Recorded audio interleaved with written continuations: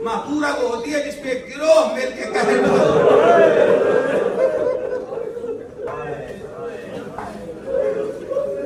दुआ किया करो किसी माँ को बच्चे के सामने कोई मारे ना।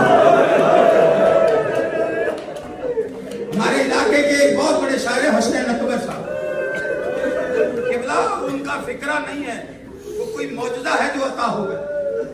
वो फरमाते हैं बतूल रो पड़ी फिजा को ये बताते हुए, हसन ने देखा है मुझको तमाचे खाते।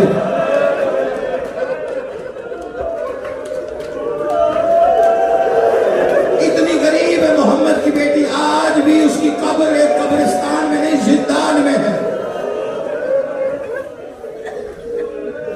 बहुत सारे लोगों ने गिरिया रो के देखा कि हम उनको पहली दफा सुन रहे हैं। बकिया जन्नतुल बकी तो कब्रिस्तान है, आपने जिंदान कैसे कह दिया?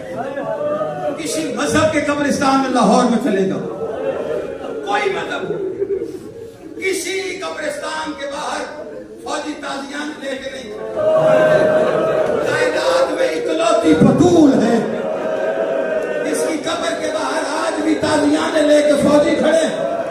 जो मोमिन जियारत की घर से बढ़ता है उसे कोड़े मारते हैं। मोमिन डरते डरते एक दूसरे से कहते वो जो पत्थर पड़े हुए हैं ना, वो माँ है हसन हुसैन।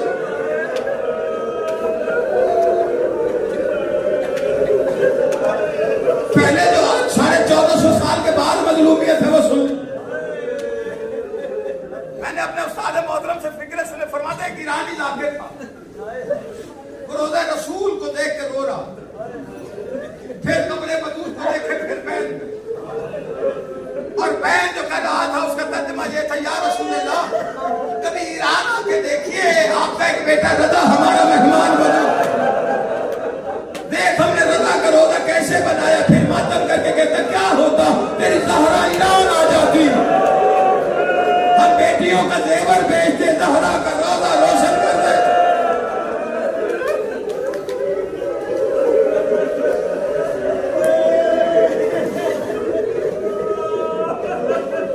मक्के में काफिर मारते थे मोहम्मद मुस्तफा, एक दफा मदीने में मुसलमानों ने मोहम्मद की बेटी को मारा। मैं अगर सारा दरबार पढ़ूं तो किसी को बताने की जरूरत नहीं, बच्चों को याद है दरबार में हुआ क्या। झुंझलाई गई थी फातिमा,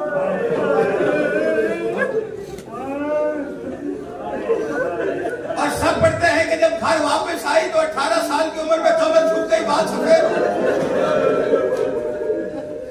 लेकिन एक फिक्रा अगला जाफर सूसरी का पढ़ना चाहता हूँ, फरमाते हैं कि सिर्फ बाल सफेद नहीं हुए, सिर्फ कमर नहीं झुकी, जिसने मातम करना उसके लिए फिक्रा रात रोने के लिए काफी है। वो फरमाते हैं जब दरबार से घर वापस आई थी तो मोहम्मद की बेटी का चेहरा बड़ा जख्मी था।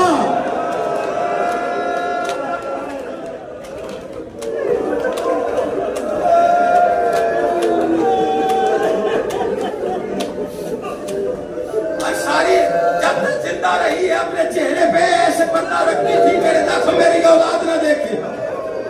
एक दिन एक हाथ पहलू पे था, एक में तस्वीर थी, और हवा के झोंके ने पल्लू हटाया।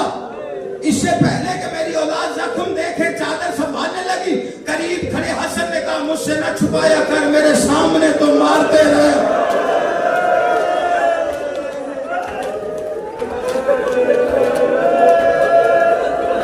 अभी कुछ दिन गुजरे नहीं थे मोहम्मद मुस्तफा को कि फुर्सा देने के लिए उम्मत घर तक आई।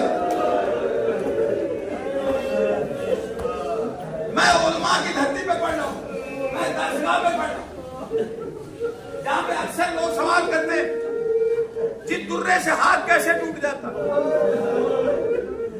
अली घर में थे तो बतूल दरवाजे पे क्यों आए? मोहम्मद की बेटी के गम में रोता कोई नहीं, सवाल बड़े उठाते।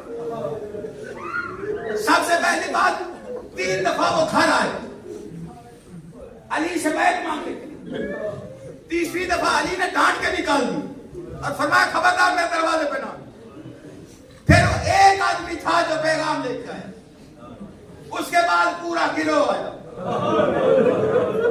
अली उठने लगे, दरवाजे पे ऊंची قسمت ہے شاید آج حیا کر جائے.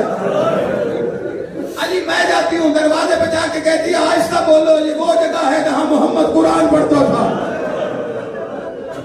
اس نے کہا علی کو باہر نکالو. جب کہا نا علی کو باہر نکالو بطول نے کہا نہ کر میرے بچے اندر کا ہوا کرے ورنہ میں آگ لگا دوں گا. اب یہ فکر بھی سب کو پتا ہے کہ دروازے پہ آگ لگی ہے.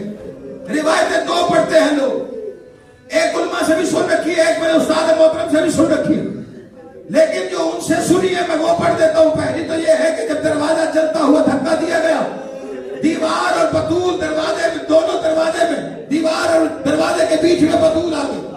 لیکن قبلہ پڑھا کرتے تھے کہ دروازہ جب چلتا ہوا گرا سیدھا بطول پہ گرا ہے.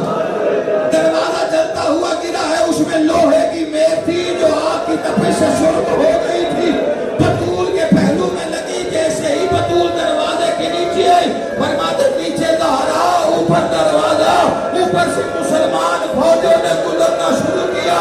جو حرمی گزرتا تھا وہ اپنے پیر سے اتنی جلدی سے چیک مارتا تھا, آواز آئی علی میرا موشن شہید ہو گیا.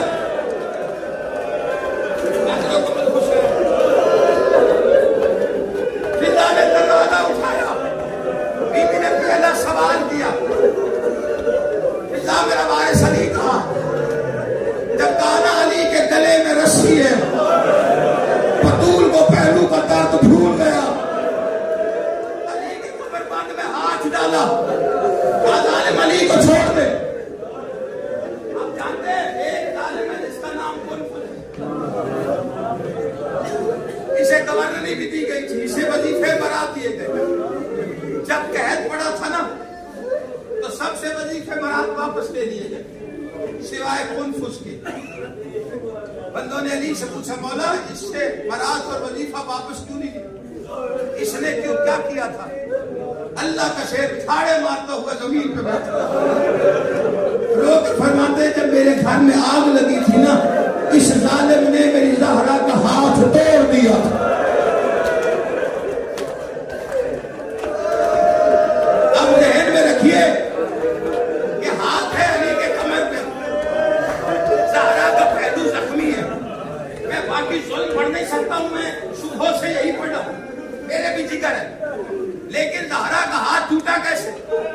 دیکھیں ایک ہوتا ہے درہ, ایک ہوتا ہے کوڑا, ایک ہوتا ہے قادیانہ. درہ رسی لپیٹ کے بنایا جاتا, موٹی رسی. کوڑا چمڑے کا ہوتا ہے. قادیانہ نکلا ہے تازی, تازی کہتے تھوڑے. یہ لوہے کی تاروں کے ساتھ ایک لچکدار راڑ بنایا جاتا ہے. سرکش گھوڑا قابو نہ آ رہا ہوگا, اسے لوہے کے تازیانے مارے جاتے ہیں. جب زہرا نے ہاتھ نہیں چھوڑا, ایک ظالم نے قنفذ کو اشارہ کر کے کہا اس کا ہاتھ چھڑوا. قنفذ نے لوہے کے تازیانے سے فاطمہ کے ہاتھ میں ضربے مارنی شروع کی اور آواز دیتا تھا چھوڑ علی کا دامن, چھوڑ دے علی کا دامن. فضا کا ہاتھ ٹوٹ گیا, زہرا کا ہاتھ ٹوٹ گیا. بس آ گئی وہ رات جب زہرا نے جانا دنیا سے. بس اس کے بعد تابوت تک ایک مسورات میں آنے تو لے آئی. رات کو وہ پہر آ گیا جب جنازہ اٹھنے والا. علی کی آواز آئی اپنی اولاد کو لے کے آؤ, ماں کا آخری دیدار کرو. پھر محشر میں ملاقات ہے. سب سے پہلے مکتب میں لکھا حسن نے ماں کے جنازے سے لپٹ کے رونا شروع کر دیا. اتنی شدت سے رویا حسن, اللہ کا شیخ تڑپ کے کہتا حسن تو گھر میں پڑا ہے خود کو سنبھال. وہ دیکھ بہنوں کے بال کھل گئے, حسین گشت کرنے پہ آ گیا, ماں کا جنازہ چھوڑا اور بابا کے سینے سے لپٹ گیا. علی تڑپ کے کہتے میرا بچہ کس درد نے اتنا رلایا ہے. رو کے کہتے بابا کاش اب دربار میں ہوتے, آپ دیکھتے 10-12 بدماشوں نے حلقہ بنا کے میری ماں کو مارنا شروع کیا. کوئی کوڑا مارتا تھا, کوئی درہ مارتا تھا, کوئی تماچا مارتا تھا, کبھی فضا روکتی تھی, کبھی سلمان